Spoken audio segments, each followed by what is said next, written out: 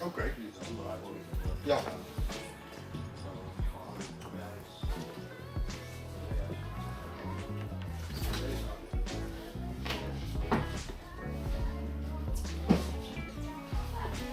Dit is de Kia EV3.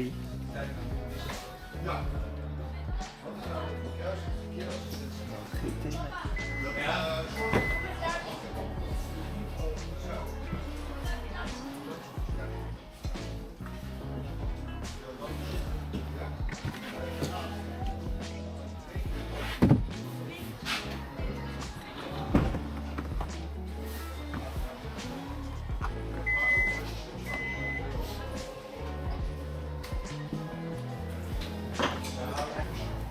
Maar de R-versie heeft wel gewoon.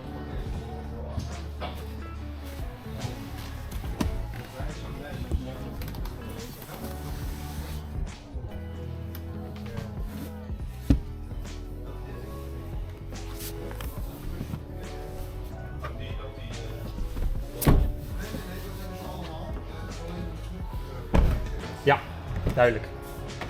Top. Wat? Ja, de EV9 had ik al gereden. Oké. En voor zo'n grote auto viel het me eigenlijk best wel mee. Ja. Dus hij was goed wendbaar en ik had totaal niet het gevoel dat ik in de tank zat, zeg maar. Nee, we hebben de strekking eigenlijk bij de EV9 is groot, rijdt klein. En dit is Ja. klein, maar rijdt groot. Ja, Precies tegenovergestelde.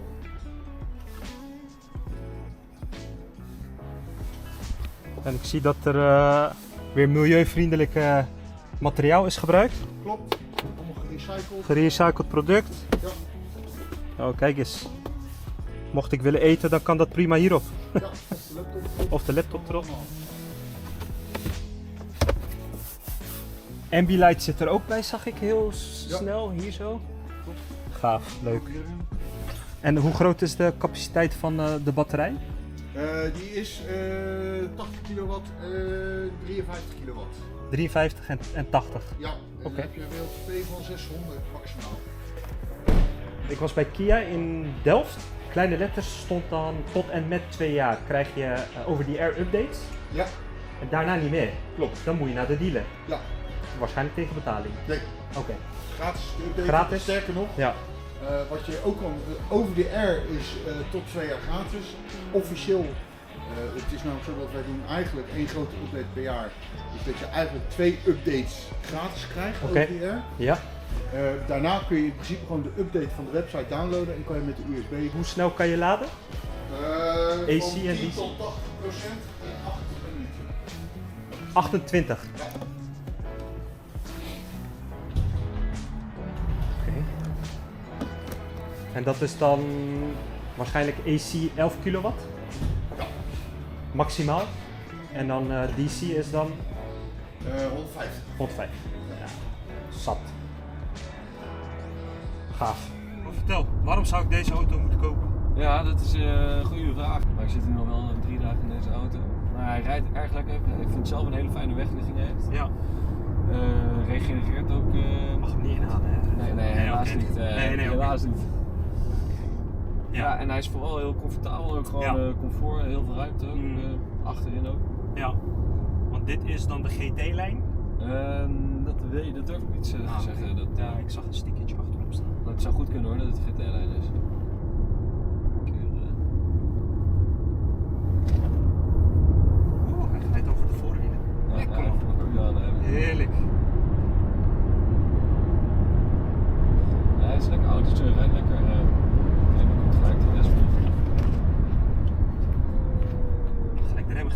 Think. Check.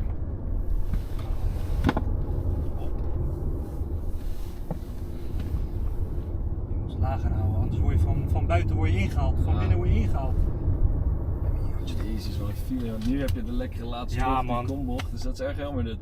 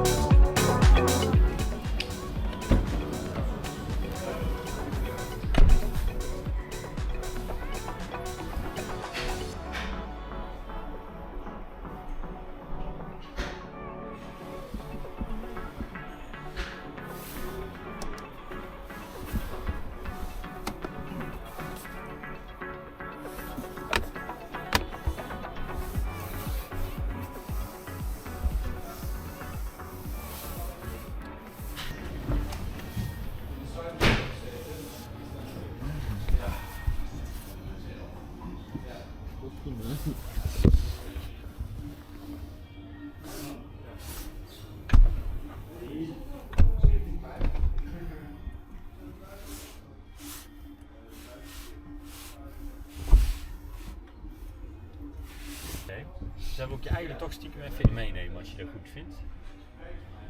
Je kunt hiermee het volume bepalen. Dus tot nu op 0. Ah, Dolby Sound. Ja, dat is echt heel goed. Die deur voor je niks.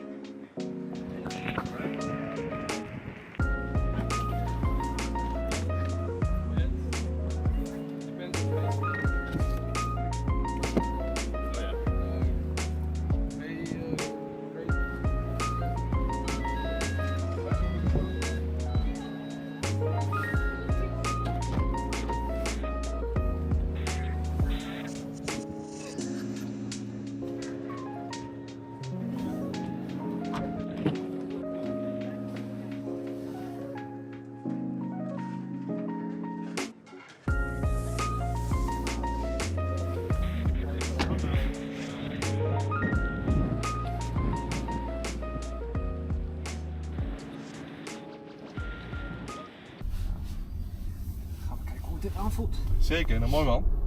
Ja, ik heb er wel zin in. Ik heb me hier wel op verder, moet ik zeggen. Als je kijkt hoe dit er rijdt, vergeleken met andere modellen, het ligt ontzettend strak op de weg. Wegligging is echt van een Ford. Ja, het is, als je pakt soms een aantal stukjes hier, Ja. dan trek je hem even een keer vol gas. Ja. Dan zie je gewoon hoe strak die auto op zijn wielbasis ligt. Ik merk het nu al, hè, want ik Ja. rijd met 90 een flauwe bocht in. Ja. Ik heb niet het gevoel dat hij aan het hellen is. Nee, ja, klopt. Je hebt heel veel elektrici die proberen hem te verzetten. Ja. En dan voel je hem ook trillen zeg maar, in de banden. Ja. En dit is gewoon ongelooflijk strak. Ja, jammer dat het zo druk is. Ja. Natuurlijk nog wel veilig blijven. Hij is, ik moet zeggen, de stoel zit erg comfortabel. Is dit een standaard optie? Nee, dit is een premium uitvoering. Premium Dan heb je een lederen bekleding. Ja. De stoelvorm is eigenlijk helemaal hetzelfde als de standaard. Ja. Alleen de standaard is half stof, half leder. En deze is volledig. Een stukje uitkomen. Hier even vol gas. Ja. als zij dat ook doen. Zeker. Ik gewoon de 286 pk, die komt... Voorwiel? Ja.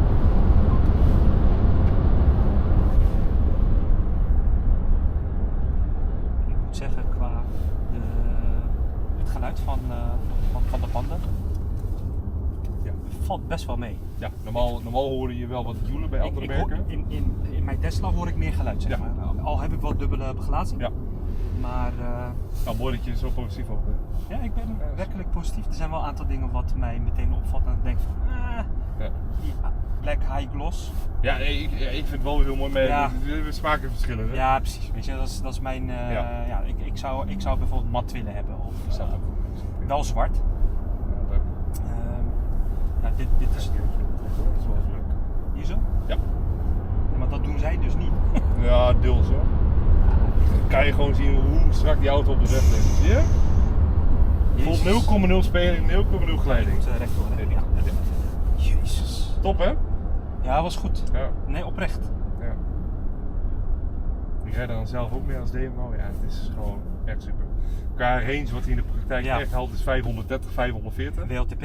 602. 602. Ja. En hoe groot is de batterij? 77 kilowatt. 77? Ja. Dat is standaard bij elke uitvoering die je neemt?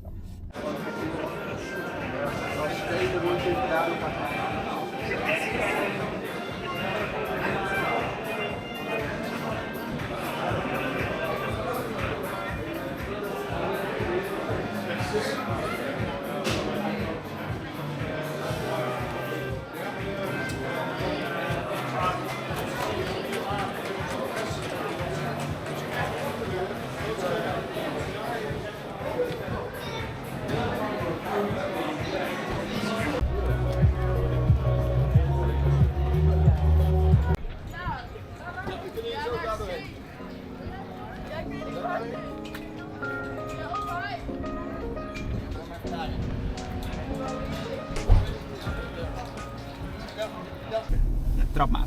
Vast Maar zit er niemand. maar nooit gelet op die details. Naar links. Eigenlijk zou je die En dan pionnen moeten halverwege volgen. die curb ga je van je gas af en dan kan je gewoon insturen hier naar rechts. Nou ken ik deze track wel. En eigenlijk zou je die pion moeten volgen, Toeran. Kijk, hier rechts heb Ja. je die pion.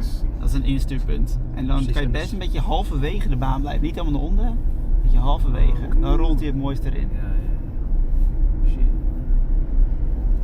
Nice. Mooi. En dan nu vol gas. Dan heb je een paar bochtjes. En die kan je gewoon met echt 80% gas makkelijk doorkomen. Dus maar iets rustiger. En dan stuur je van pionnetje naar pionnetje. Ja, en door. En in elk zout heb je best wel dat hij terughaalt. Dus je kan ook iets van je gas af en dat is helemaal los. En dan kan het ook prima. Ja, nu. En pas loslaten als ik het zeg. Ja, is goed. Maximaal, Toeran. Kom op. De batterij moet leeg. Door. Oh, dit is En remmen. Heel goed. Beetje doorremmen. Dan heb je hier chicane, dan ga je dus rechts. En dan laat je hem daar beneden vallen op de curb. Hier zo. Ja, daar.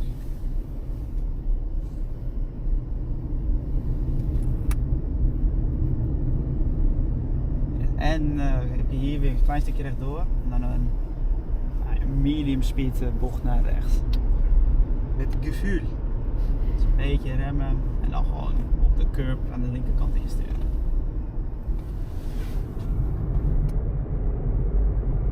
En dan hier boven in de baan blijven. Dan heb je, dat is niet de snelste lijn, maar dan heb je mooi die banking.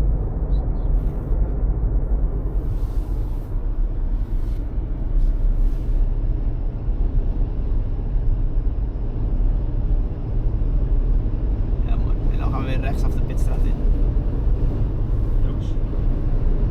Gaan we hier, hè? Ja, bij die pijl. Yes. Achter die auto staan.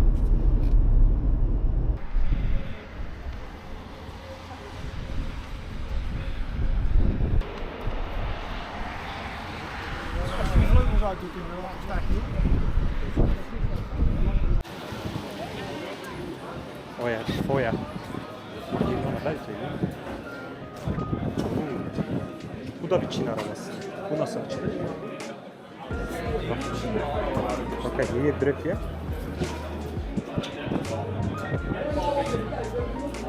Ja, ze maken hun...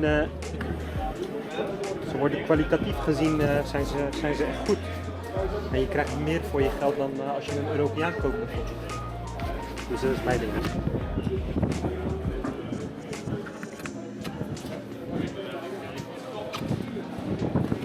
Heeft deze geen... Nee, hij heeft geen extra bodem.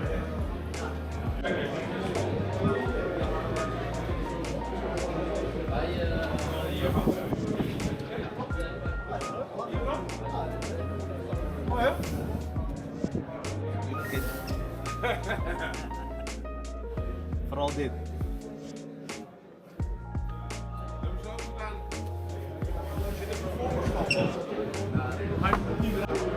Werken dan niet, waardoor het scherp, waardoor je niet afgeleid wordt.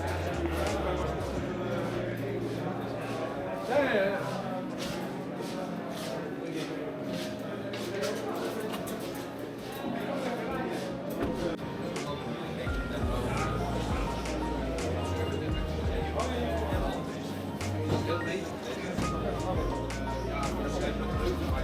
Specialisten beschikbaar.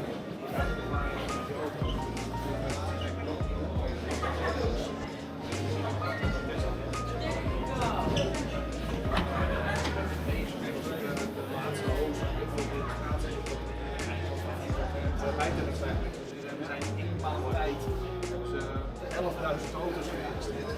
20.000 jaar gedaan. Dus wordt veel gasten daar. Wat betekent meer? Ja, dat is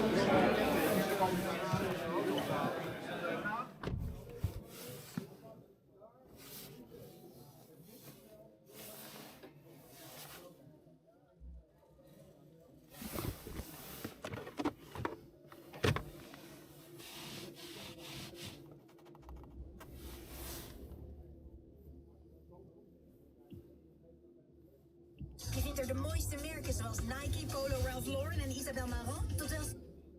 Profiteer nu van 3...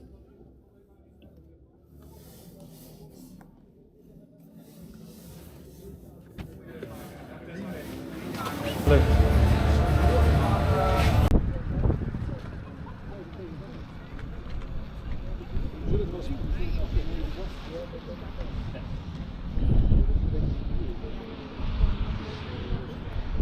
Snel zat toch? Daarom.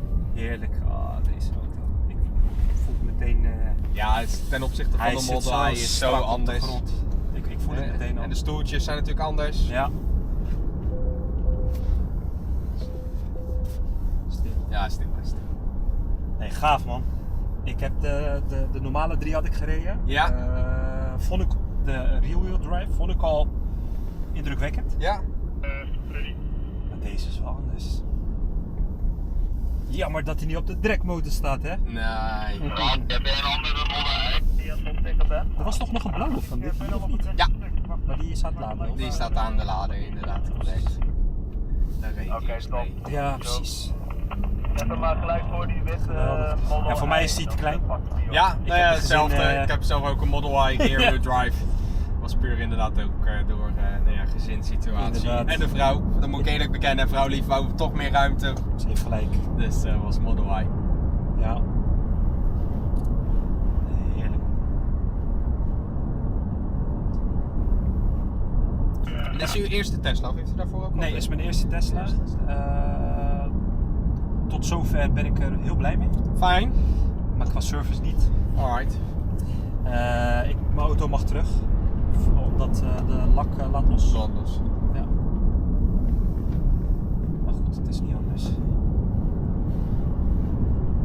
Kom op, X-Bang. X-Bang X. That's good los. Ja. Hoeveel rondjes is dit van jou? Geen idee, we doen er gemiddeld 50 tot 60 op een dag, dus per persoon. En Formule 1. En we rijden met z'n vieren. Dus we doen behoorlijk. Zelfs gisteren in de regen, hebben we 220 rondes gedaan met z'n vieren. Dus, hoeveel kilometer was dat dan? Geen idee. Ja. Er waren andere merken die stopten Omdat ze niet meer wouden rijden in de regen. En wij bleven maar gewoon doorrijden. Volgens mij. Ja hoor, zolang je maar gaat remmen op het heuvel. Ja. Ik ken parcours. Er zit zelfs een. Ik weet niet. Kom op, wow. Ik weet niet wie ik naast me heb zitten. Hè. Ja, Voor hetzelfde geld heb ik een. Een gek. Ja. Ik had Waarom nou? Als je een beetje afstand houdt van hun. Ja. En we mogen niet stilstaan. We mogen niet. Nee. Ik hou afstand. Maar zodra je stuur recht staat, mag je hem Ja. van mij helemaal tot Straks. de vloer intrappen. Oh yeah. De insane mode. Even kijken. Ja, stuurtje recht. Yes, hoppa. Ja, was omdat we nog een beetje scheef stonden dat hij hem inderdaad dan... hij wil 0,0 slip creëren. Ja. Dus als hij iets merkt dan... en sowieso natuurlijk, het is een andere belevenis. Als je stilstaat, dat is natuurlijk nog harder. Ja, dat heb je met die Maar Model Y ook. dat Maar kan dat kan niet. Als we dat doen dan... Als ze nou doorrijden, want dit is ook een hele mooie stuk. Ja, Hier kan je op zich, reed met de Ford Explorer, bijna 120 hier doorheen. Ja. Nou ja, dat is niet anders. Maar tof dat ik toch de Insane even nog. Graag gedaan. Super tof.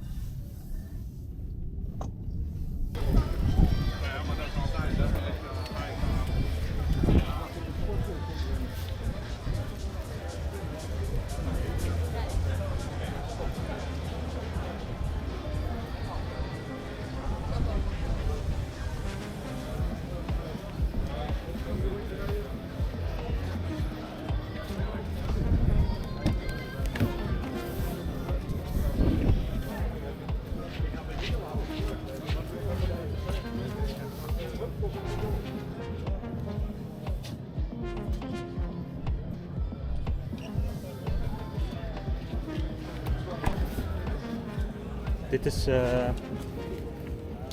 Ioniq 5, maar dan de N-variant. 600 nog wat pk maar. En deze maakt zelfs een echte autogeluid.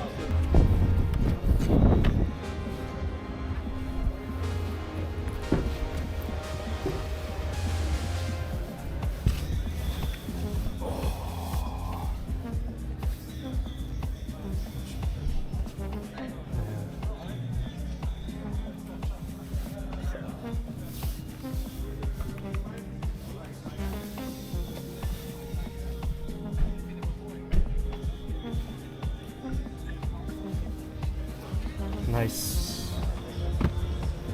Met een boos geluidsinstallatie. Maar die zit vol. Hier heb je de Zeeker. Dit is ook een Chinees model. Volgens mij van die gele auto van Lotus. En deze. Volgens mij is dat van éénzelfde moedermaatschappij. Volgens mij was dat Geely.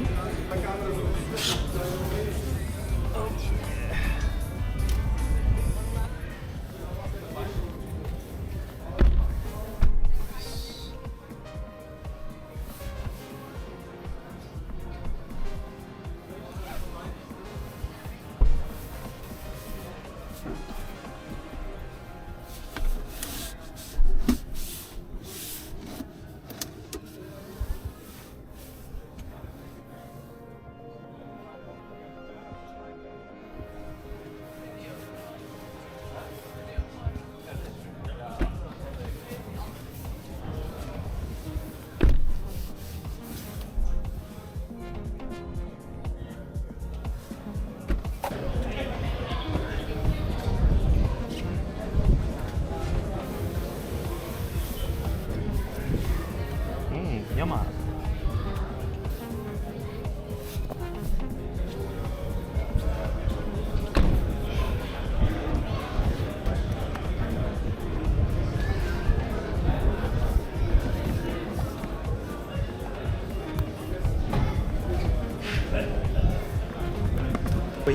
Hier is het knopje.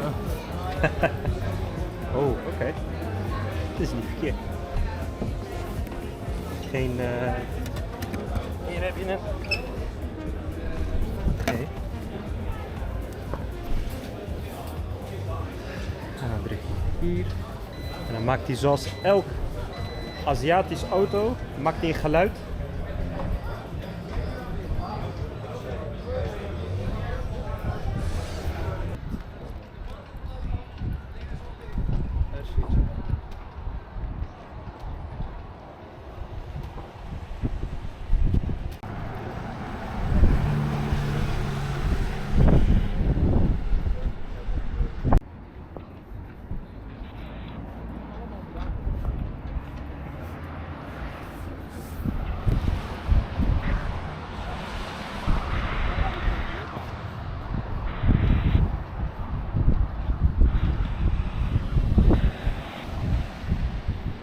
kan dus nog steeds de dingen offroad. Hij heeft zelfs speciaal rubbers, zodat als je door de bulubben heen rijdt, dat het die buiten ook, blijft. dat de zijruiten schoon blijven. Nou, nu rij je als een normale elektrische auto. Heeft hij ook sterke recuperatie. Ja, oké. Na de pedalen, je voelt hoe het Ja, zo. Ja, man. Je hebt trial modus voor het offroad rijden. Je kunt hem in rock zetten, dan kun je echt offroad. Hij heeft 2 versnellingsbakken, dus hij heeft ook als enige elektrische auto een low range. Maar hier bijvoorbeeld zetten we hem op sport. Ik ga deze even uitzetten. En dan wordt de vering een stuk strakker. Je hoort de G-roll wat meer. Oh, ja. Dus dit compenseert een beetje dat AMG-gevoel waar je het over had, waar je mist. Ja. 3000 kilo voel hoe die hier door deze bocht, alsof het een A-klasse is. Werkelijk, ik zit gewoon recht. Daarom. Oh, ja.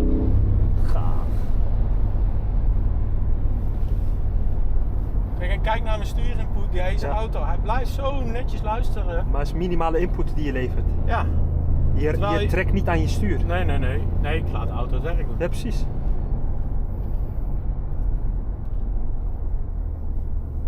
Dus dat zeg ik. Dit is heel knap wat de ingenieurs bij ons voor elkaar hebben gekregen. Dat je een auto hebt die hoeken van 45 graden aan kan in het terrein.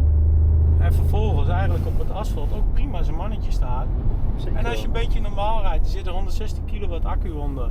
Kun je ruim 450 kilometer halen met het rijbereik. Maar wel WLTP? Ja, WLTP. Ja, oké. Ja, het is zelfs iets meer, maar gemiddeld geven we 450 aan. Check. Dus kijk, als jij een wat zwaardere rechtervoet hebt, kijk, deze bocht is wel mooi, die is heel scherp. En hij blijft sturen, hè? Ja. Ondanks dat gewicht. Kijk, we zitten nu met 3 man erin, dus we gaan ruim over de 3000 kilo heen. Zeker.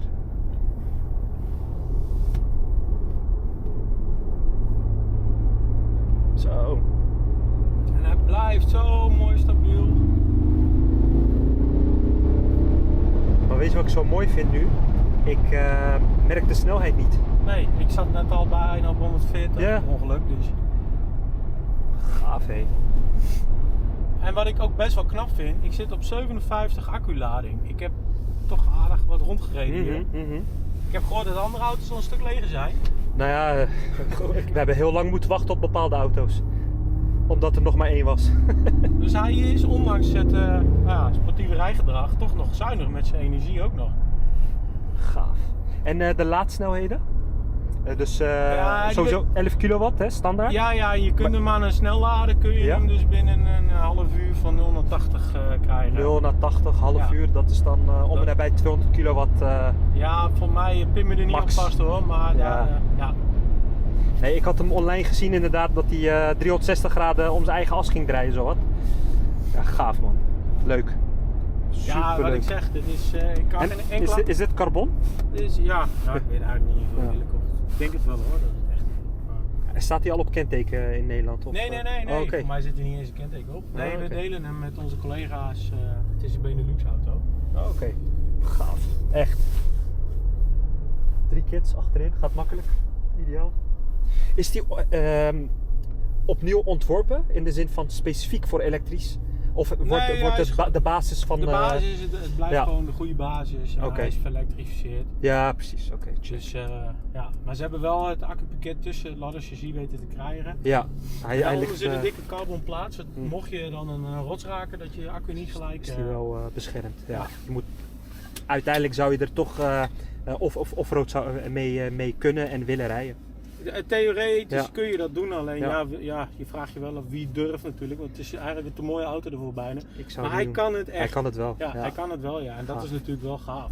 Je zult je niet gauw vastrijden met deze auto. En dit zijn dan de knopjes waarmee je... Daarmee kun je dat instellen, dan kun je de G-slide, dan kan die 1 wiel blokkeren zodat je een hele snelle draai kunt maken. Gaaf, joh. En dit is voor de G-turn. Ja, top. Dankjewel dat we dit mochten ervaren. Graag gedaan.